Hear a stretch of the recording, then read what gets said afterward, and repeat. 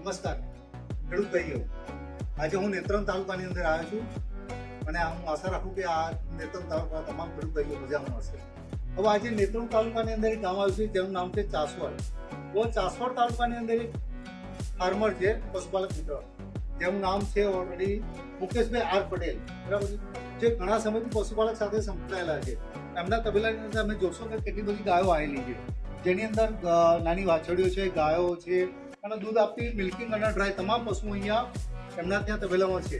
તો આપણે જાણીશું કે મુકેશભાઈ જ્યારે આજથી 10 કે 15 દિવસ પહેલા બીજું દાણ ખવડાવતા હતા અને ત્યારબાદ મારી કંપની એટલે કે મિનિમમ કાસા ફીડ ઇન્ડિયા પ્રાઇવેટ લિમિટેડ સાથે જોડાયા.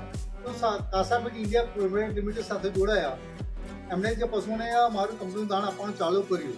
તો એ સમયે એમનું કેટલું દૂધ હતું અને અત્યારે કેટલું એમને એગ્રીમેન્ટ મળ્યું છે. ત્યારબાદ બીજી વાત કરીશ કે પશુનું BCS કે બોડી સ્કોરિંગ, અને ત્યારબાદ કે પશુને એમને દાણ આપતા પહેલા કે પશુને હંમેશા કૃમિની ગોળી આપવી જોઈએ.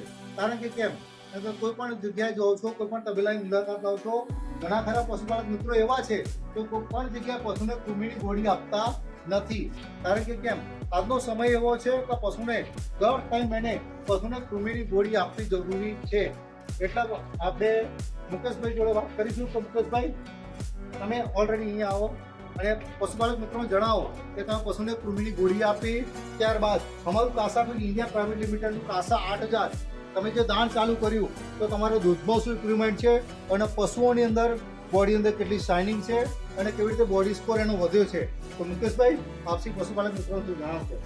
જ્યારે મેં દિનેશભાઈએ મને જ્યારે કીધું કે તમે આ દાણ ચાલુ કરો ટીફરને, તો મેં પહેલાં કીધું કે દિનેશભાઈ, હું તો બધું ખોળ ખવડાવું, મકાઈ ખોળ ખવડાવું, ગુવાર ફળનો ખવડાવું, સોયાબીન પડીને ખવડાવું, એ બધું ઘરગથ્થું હું ઘણું કરું છું, પણ દૂધમાં કંઈ ફેર નથી.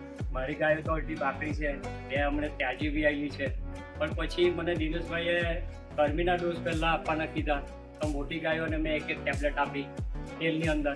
ને ત્યાર પછી એને મેં જ્યાં દાણ ચાલુ કર્યું, તે દાણ ચાલુ કર્યું તે દાડે મારું 22 લીટર દૂધ એક ટાઈમનું હતું. ઘરે ખાવાનું ને તો રોજ જે રાખતા હતા 4-5 લીટર એ તો રાખતા જ હતા, પણ 22 લીટર હું ડેરીમાં ભરતો હતો સેન્ટર પર. તેની જગ્યા પર અત્યારે સવાર સાંજનું થઈને મારું 32 દૂધના 64 લીટર દૂધ ભરાય છે. તે એક અઠવાડિયાની અંદર ચોથે જ દિવસે ફેર પડ્યો. પહેલાં 2 લીટર વધ્યું. આમ કરતાં કરતાં એક ટાઈમનું 32 લીટર દૂધ તો હું સેન્ટર પર ભરું છું ને બાકીનું ઘરે ખાવા હવાર હાંજ રવા દઈએ. આખા દિવસનું 5 થી 6 લીટર રવા દઈએ છે. તો મેં કર્મીનો ડોઝ, પછી કેલ્શિયમ, આ પાવડર આપવાનું દિનેશભાઈ મને કીધું એટલે પાવડર આપવાનું ચાલુ કર્યું. ને દાણ કોરું જ આપીએ છીએ, સવાર સાંજ આપો દાણ. હવે આ તમે જે દાણ આપો છો પશુને, તો કોઈ પણ પશુને દાણ ખાવાની સમસ્યા ઊભી થઈ છે? ના, કોઈ જ નહીં.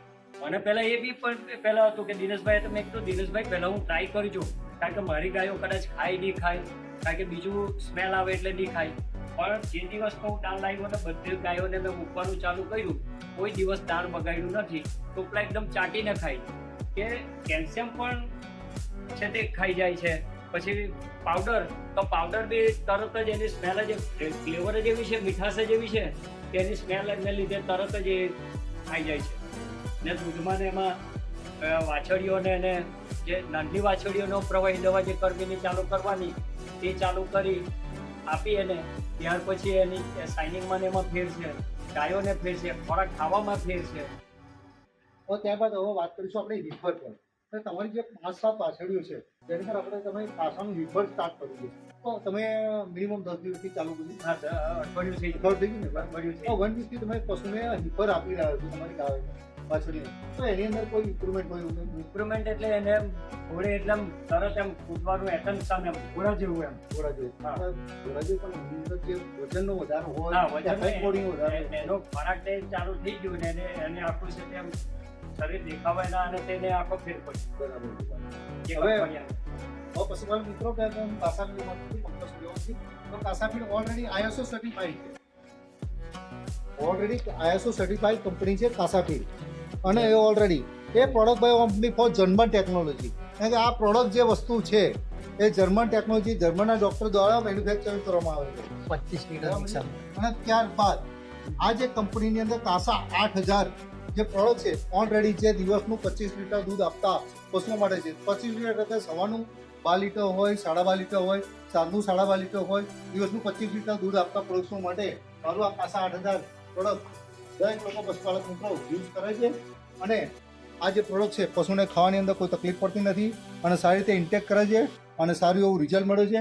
જે આપણે આજે અમારા પશુપાલક મિત્ર માનીય શ્રી મુકેશભાઈ આર પટેલ જોડે જાણ્યું છે. અને અમારા અહીંયા નેત્રંગના વેટરનરી ડૉક્ટર એવા માનીય શ્રી દિનેશભાઈ આપણી સાથે હાજર છીએ. તો આસપાસના ખેડૂતોને હું જણાવીશ કે કાસા 8000 યુઝ કરો. અને ઘણી ખરી જગ્યાએ જોઉં છું કે અમુક લોકોના પશુઓ ગાભણ હોય છે, બરાબર છે, કે વિયાવાનો છેલ્લો મહિનો હોય છે. શું કરશે? બજારમાં જશે, ગોળ લાવશે, અસરો લાવશે, મેથી લાવશે, બરાબર છે, બધું લાઈન ખવડાવે છે. ઘણી ખરી જગ્યાએ લોકો તો બાજરી બી બાફીને ખવડાવે છે. બાજરીનું ગોતું હોય ને એ બી બાફીને ખવડાવે છે, બરાબર. પણ આજનો સમય વિજ્ઞાન અને ટેકનોલોજી પ્રમાણે એવો છે. આજે તમને મીના મિક્સર પાવડર આવવાનું કારણ શું ખબર છે? મીના પાવડર કેમ આપે છે? આજનો સમય એવો છે. ખેતરના ઉત્પાદન માટે શું વાપરો તમે? આજે ખેતરમાં મેં મારી ખેતરની અંદર બાજરી કરી, કાં તો મકાઈ કરી, કાં તો ડાંગર કરી, કાં તો ઘઉં કર્યા, તો એનું વધુ ઉત્પાદન માટે શું વાપરે? યુરિયા વાપરીએ છીએ. નાઇટ્રોજન જ્યારે યુઝ કરો છો તો નાઇટ્રોજન વાપરો છો તો એનું જે ઘાસચારો કોણ ખાશે? પશુઓ ખાવાની છે ને. જ્યારે નાઇટ્રોજન વાળું પશુઓ ખાશે તો એની અંદર જે ઘટક તત્વો છે, પોષક તત્વો હોય એ ડાઉન જાય છે, નીચે જાય છે. એટલા માટે પશુને મિનરલ આપવા માટે આજે સરકાર પ્રોત્સાહન કરી રહી છે. આજુબાજુ મંડળની અંદર સરકાર એમ કહે છે બોલો ભાઈ વર્ષની અંદર 2 વખત અમને મિનરલના પડીકા મફત આપી છે. શા માટે? કારણ કે તમારા પશુને પૂરક તત્વો મળે. કારણ કે સરકારને બી એવું ખબર છે, કારણ કે આજની દૂધની માત્રાની અંદર વૈશ્વિક લેવલે ભારતનું સ્થળ 7મા કે 8મા સ્તરે છે. કારણ કે પશુની અંદર આજે તમે જોતા હશો ઘણી જગ્યાએ કિસ્સાઓ કે ઘણી જગ્યાએ ડુપ્લિકેટ બનાવતી દૂધ બનાવે. કેમ? કારણ કે દૂધ પૂરું નથી પાડતું સરકાર. અમૂલ બેઠી છે આણંદની અંદર, આ બાજુ તમારી ભરૂચ ડેરી છે, દૂધસાગર છે, બનાસ ડેરી છે, તો દૂધ નથી પૂરું પાડી દઉં. એટલા માટે લોકો આજે કઈ ડુપ્લિકેટ દૂધ તરફ વળે છે. પણ એવી રીતે એમ કહું છું કે સારું દાણ ખવડાવો અને સારી રીતે પ્રોડક્ટ મેળવો. ત્યારબાદ હું આજે વાત કરીશ કે કાસાની અંદર કંપની દાણ તો બનાવે છે, ઓલરેડી એના પેરામીટર્સ આપે છે. શું કરે છે? પેરામીટર્સ અહીંયા બધું જ બતાવે છે કે પેરામીટર્સ કેટલા પ્રકાર મોઇશ્ચર છે, મેસ કેટલો પ્રમાણમાં છે, ત્યારબાદ એનું ફેટનું પ્રમાણ શું છે, તમામ વસ્તુ અહીંયા અવેલેબલ થાય છે. હવે અહીંયા તો ઘણા ખરા લોકો એમ કહે છે કે યુરિયા 1%. મુકેશભાઈ ઘણી ખરી છે તમારી બેગ જોવો છો, આમાં યુરિયા કેમ એડ કરતા? એમ હું એમને એમ કહું છું કે તમારા તબેલાની અંદર તમે જે ઘાસચારો વાપરો છો, કાં તો દાળની અંદર જે અનાજ વપરાયું છે,